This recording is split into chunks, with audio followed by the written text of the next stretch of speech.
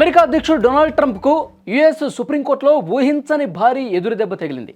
తన పాలనలో అత్యంత ప్రతిష్టాత్మకంగా తీసుకున్న గ్లోబల్ టారిఫ్ల నిర్ణయాన్ని అమెరికా సుప్రీంకోర్టు కొట్టివేస్తూ సంచలన తీర్పు వెలువరించింది.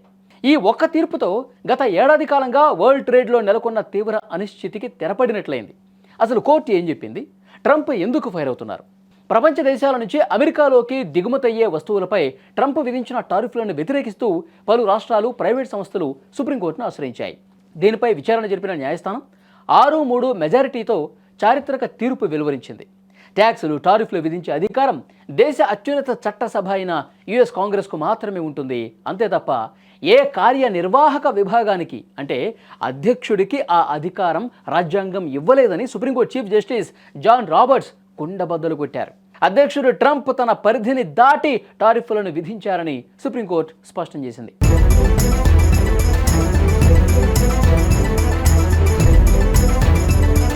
నిజానికి ట్రంప్ ఈ టారిఫ్ వార్ను 2025 ఏప్రిల్లో మొదట మెక్సికో, కెనడా, చైనాలను లక్ష్యంగా చేసుకొని ప్రారంభించారు.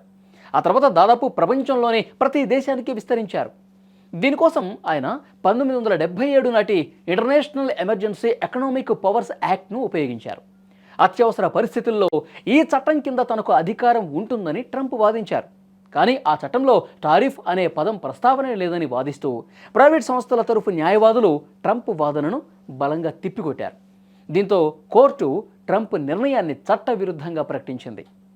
కాగా తనకు వ్యతిరేకంగా వచ్చిన సుప్రీంకోర్టు తీర్పును ట్రంప్ తీవ్రంగా ఖండించారు. ఇది అవమానకరం అని వ్యాఖ్యానించారు. అయితే తాను ఇక్కడితో ఆగిపోను, దీనిపై తన దగ్గర ప్లాన్ బి ఉందని ప్రకటించారు.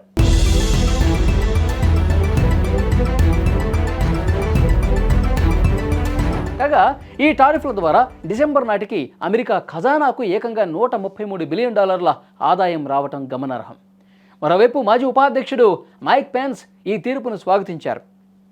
ఈ టారిఫ్ వల్ల విదేశాలు నష్టపోవటం లేదు, ఆ భారాన్ని అమెరికా కుటుంబాలు, అమెరికా వ్యాపారులే చెల్లిస్తున్నారన్నారు. సుప్రీంకోర్టు నిర్ణయంతో వారంతా తేలిగ్గా ఊపిరి పీల్చుకోవచ్చు అని చెప్పారు. ఈ తీర్పు ప్రపంచ దేశాలతో పాటు ముఖ్యంగా మన భారత్కు పెద్ద ఉపశమనం. ముఖ్యంగా అమెరికా మార్కెట్లో మన భారతీయ వస్తువులకు ఉన్న అడ్డంకులు తొలగిపోతాయి.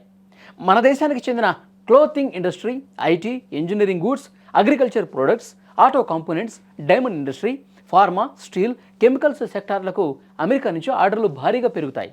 ట్రేడ్ అనిశ్చితి తగ్గటంతో మార్కెట్లు స్థిరంగా ఉంటాయి. అలాగే మన దేశంలోకి విదేశీ పెట్టుబడులు కూడా వెల్లువెత్తే అవకాశం ఉంది. మొత్తానికి తన ఆర్థిక ఎజెండాలో అత్యంత కీలకమైన టారిఫ్ల విషయంలో ట్రంప్కు గట్టి ఎదురుదెబ్బ తగిలింది. మరి ట్రంప్ చెప్తున్న ఆ ప్లాన్ బి ఏంటి? అది వాణిజ్య రంగంపై ఎలాంటి ప్రభావం చూపుతుందో చూడాలి.